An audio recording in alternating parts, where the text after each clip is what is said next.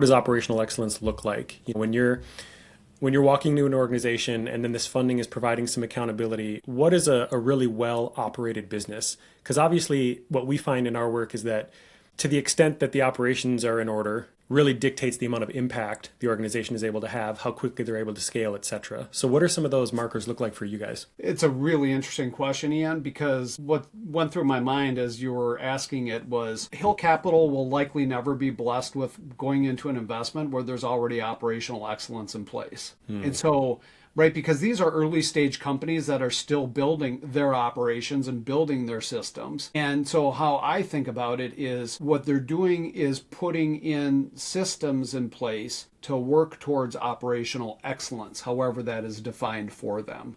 And that's what we would be looking for.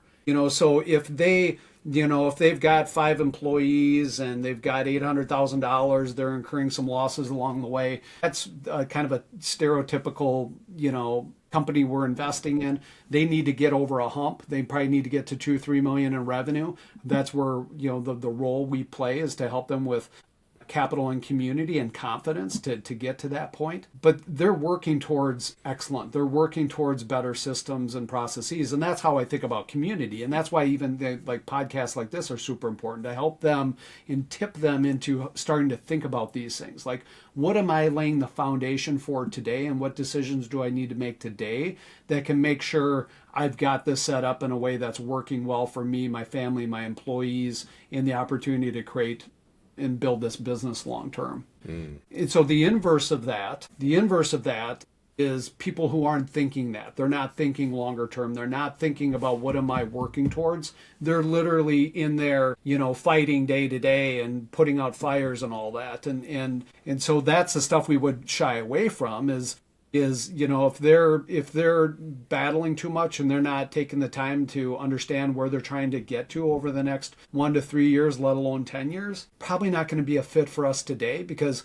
we don't need that picture perfect business plan. Frankly, we don't even need a business plan, but I do need the founder, owner to really be able to articulate a vision to where they're going and why they're going there. Then I can get behind that, and then we can put some meat on the bone. Wow, you are speaking our language right now, Patrick. It's great to have you on record repeating some of the things that we say to our clients. This is great. Yes, well, that's why I love your work, and it's very important because people need to be thinking about these things. It seems abstract for a lot of founders, entrepreneurs, I think, but it's very important for them to take a deep breath. And it doesn't have to be much. Catch one of your podcasts for an hour or two here and there and just start to digest these things. They don't have to go do 40 hours worth of work today, but they need a plan in place to think about it long term. Yeah. I mean, one of the analogies that we often use is like all of these things that we're talking about here, that are terms that often get tossed around, kind of haphazardly in everyday business, right? Strategy and prioritization, all these things. It's like, it's kind of like the soil, like it's underneath the surface of what we generally see on the day-to-day basis. But without that substrate or that foundation, it's really hard to generate any, like really positive yield above ground. You really need to have a solid foundation. And sometimes it's the unseen, unspoken stuff. Well, exactly. Great tie into your work around the environment. And you've talked about soil in a few podcasts, but that's exactly right. You need the soil to be healthy to grow a tree, let alone a tree that's going to be there for 100 years.